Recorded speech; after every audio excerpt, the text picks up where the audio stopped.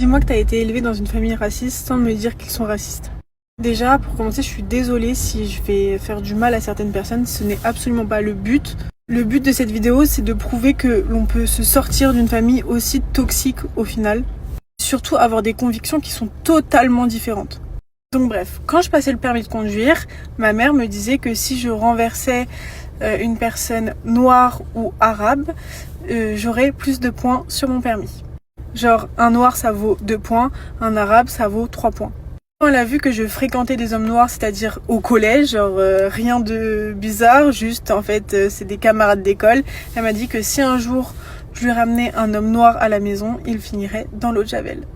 Et un jour, je me rappellerai toujours, j'étais chez ma grand-mère avec ma mère et je défendais encore une fois les personnes qui sont de couleur noire parce que c'est des humains en fait. Je sais même pas si je dois me justifier, mais c'est pas grave.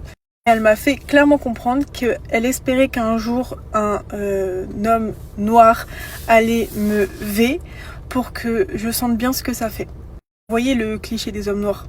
Je me rappellerai toute ma vie. Suite à ça, je lui ai répondu, bah moi j'espère qu'un jour tu feras un arrêt cardiaque et que ça sera un noir qui te fera du bouche à bouche.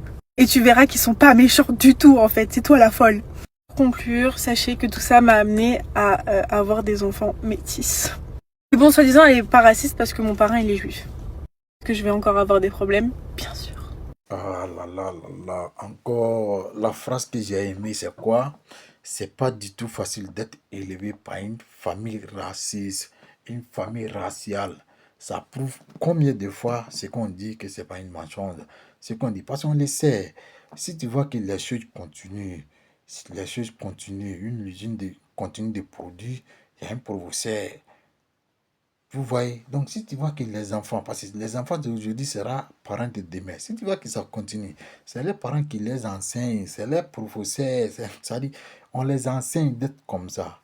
Est-ce que c'est aussi, ça prouve que nous aussi, on devrait faire les mêmes choses, pas pour garder des dents, pas pour se préparer de faire des mal, non, non, non, mais de préparer nos enfants mentalement d'être comme ça. Et merci à elle d'avoir courage de dénoncer ces genre de choses. Et ça se passe où? Dans le pays des droits de l'homme, la France. Et tout récemment, on a vu les parents se plaignent et des médecins prendre des enfants, des noirs, bébés noirs, nourrissant, de faire ce que vous pensez. Et c'est eux-mêmes qui se rendent à la justice ou à la police de dénoncer de ce qu'ils ont fait. Et ça ne va même pas quelque part. Ils ont été libérés facilement. Parce qu'il s'agit de toi, noir. Si tu t'assois qu'il s'agit des noirs qui sont là-bas, demain ça va arriver sur toi. Donc c'est maintenant ou jamais. On est ensemble.